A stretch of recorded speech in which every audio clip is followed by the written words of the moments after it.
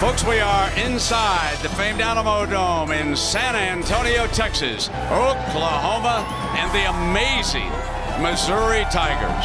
When you look at the BCS standings, the Tigers are #1. And tonight, a chance to avenge their only defeat of the season.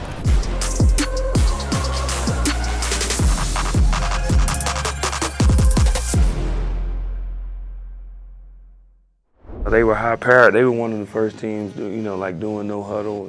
Missouri was a finesse team, and OU's, the tradition of University of Oklahoma was built on defense, and physical defense at that. And they made an emphasis that week. These guys are finesse. Be physical with them. Brent, I don't know if there's a hotter quarterback right now in the country with more confidence and more bravado than what Chase Daniel has to offer this Missouri team.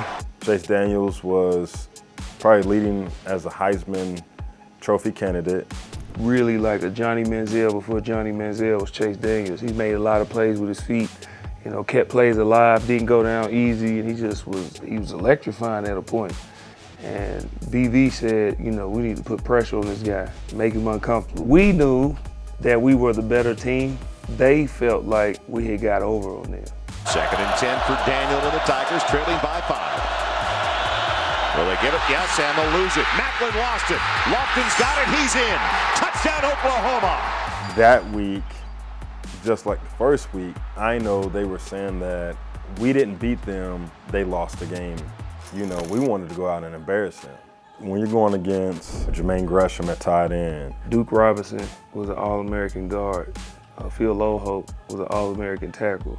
Trent Williams is one of the greatest offensive linemen in football history. You got Ryan Broyles on scout team. You got Landry Jones on scout team. You got John Cooper was an all Big 12 center. We had Joe John, Malcolm Kelly's on that team. Joaquin Iglesias is on that team. This is what we're facing every day in practice, over and over again. And at that time, there was a guy from Putnam City, North in Oklahoma, a little 3-star quarterback who ended up being one of the greatest college quarterbacks of all time, is Sam Bradford. He was the head of that offense. When you're dealing with that, and then you bring up Missouri, it's kind of laughable. Y'all been playing the game with y'all's mouths. Let's play with these pads. Option play this time. He's nailed for a loss. Curtis Lofton just cut him in half. We wanted Chase Daniels to keep the ball. We didn't want it in the running back's hands. We figured Chase could run a little bit, but not that well. So those guys were looking for him. I remember Coach Venables, him saying, Zoe, you take the pitch. Curtis, knock his block off.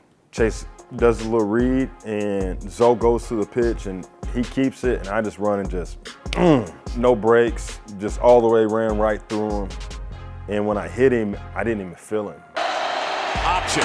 They lit him up, and there's the Defensive Player of the Year in the Big 12, Mr. Curtis Lofton. Curtis did what he was coached to do. He comes up and just lays a kill shot on him and kind of sets the tone of how this day is going to be.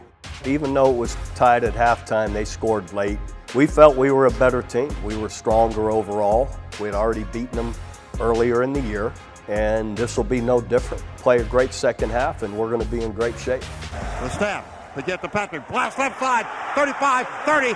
He may go all the way. 30, 20, 15, 10, 5. Inside the 5 to the 4. Bradford turns. Gives the goal to Patrick. Left side. Gets the block. Touchdown, Oklahoma. Gets the snap. Quick drop. Little pass. Fumble. Tips in. Intercept at the 30. Lofton at the 25, 20, 15, 10. And he's down at the 5-yard line. Curtis Lofton with the tipped interception. And the Sooners are threatening again. Curtis was having an amazing year, which is why obviously he ended up being Defensive Player of the Year. But that was just one of the many great plays that timely plays that he made. He made a lot of great plays, but timely plays. I should have scored. I was just tired, lazy, man. Should have did me some gassers after. Fakes to him, pass, Gresham open, touchdown Oklahoma. And even though they were #1 in the country, that was a little motivation as well, that we want to win the Big 12 championship. That's what we do. That's what we have done. I know they were averaging way above 2 times, 3 times what they scored in that game, and they didn't get that on us. But just seeing them defeated, those memories last a lifetime. And the Sooners did it with authority.